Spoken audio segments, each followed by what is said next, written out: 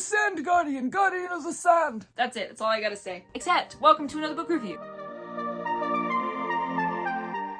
This is Time Guardian. Sorry, The Time Guardian by Ryver Knight, or Ryver Knight, but I think it's Ryver. I'm not quite sure, but it's R-Y-V-E-R. So I'm gonna say Ryver. And this is a prequel to the Althuria Chronicles. I have not read the Althuria Chronicles, but I did read this prequel, so let's jump into it. This is the summary. Oh no. 14-year-old Audrey enjoys her peaceful life in the royal castle. She loves avoiding her tutors. I read tumors, but that says tutors. Planting flowers in the gardens and going on wild adventures with her younger sister Lilith. But when she discovers that she has a rare ability, the future crashes down on her with a deadly weight. She's seen everything. She knows how she will die. But can she prevent her terrible fate, or will she seal it? This short story complements the 4-book Althuria Chronicles series. Okay, so I don't know these characters. I don't know their backstories. Well, I guess now I know their backstories. And I don't know who they are in the series. I don't know anything about this series. But why not read prequels before you read the actual series, right? This was a short little prequel, which is a reason I think I feel the way I feel about it. So I enjoyed the imagery. I loved the little relationship between the sisters. I thought it was nice. The only really thing that bothered me was it felt condensed and shortened, and like there wasn't enough room to breathe in the story. I wish there was more depth. I spelled that wrong. The conversations, some of them felt kind of stiff, not really natural flowing, but this is a short story.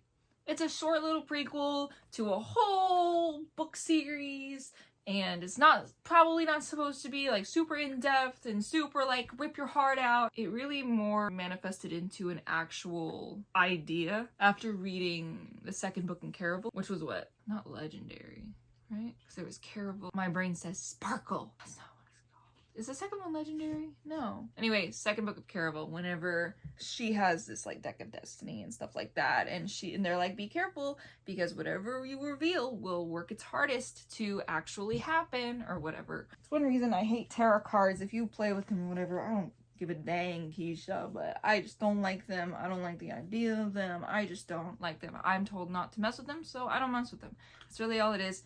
You do you. I don't care. Whatever. Moving on.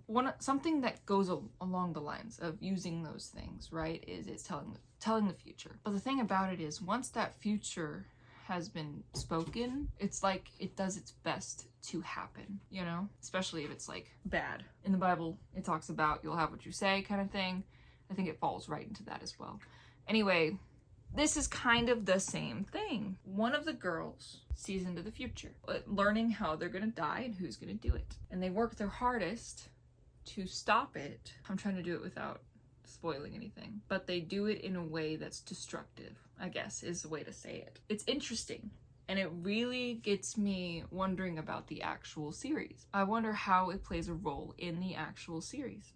Because this is just a prequel, as I've said, and it's a little short story. It took maybe an hour and a half to read, if that. I don't remember. But the whole concept of their powers is so interesting and intriguing as well. And it makes me want to read the series. And eventually, hopefully I will, because it does seem interesting. So, I don't know. This is a little short one because it's a little short book, but if this sounds like something you're interested in, or if you want to maybe dip your toes into a new series without committing to a full book, this is a little prequel and you can check it out. And it is called The Time Guardian by Ryver Knight, or Ryver Knight, whatever. And it's really short.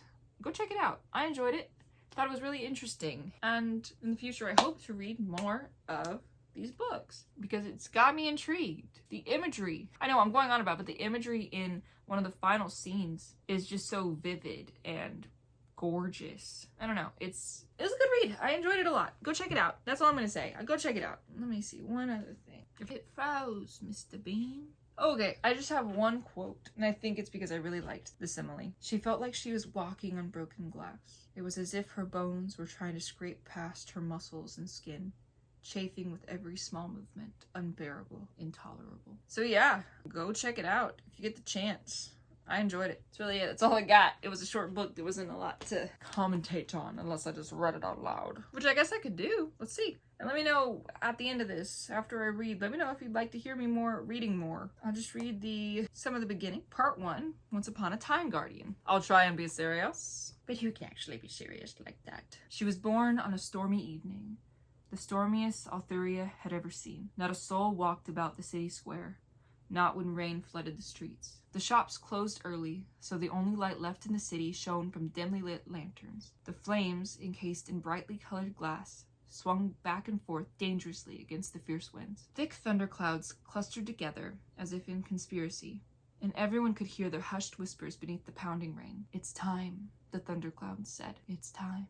Time. Every home in Althuria felt the power of that word, sending ripples down their streets. The trees in the forests of Amberwood shivered. In their many years of life, those trees sensed ancient magic drifting through the air. Their leaves retreated, shrinking as if to protect themselves. And at the very top of the hilly kingdom, nestled in the depths of a castle, wails filled the air. Princess Audrey was born. She was loud, screaming her presence to all who dared come near, swaddled in a royal red cloth, the colors of her nation.